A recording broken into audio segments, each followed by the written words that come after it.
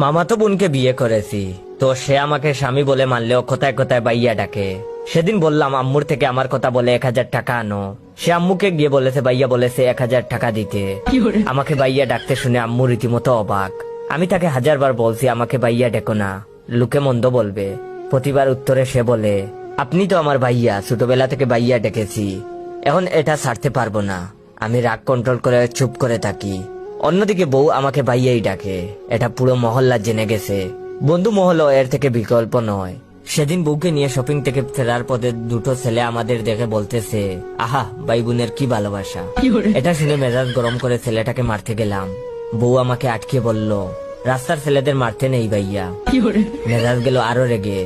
দিলাম বউকে ঠাটিয়ে থাপ্পড় খেয়ে কান্না করতে করতে বউ বলল, আমাকে মারলেন কেন ভাইয়া? এটা শুনে আমি জ্ঞান হারালাম। পরের দিন আমার জ্ঞান ফেরার পর বউ আমাকে বলে, এখন শরীর কেমন লাগছে ভাইয়া?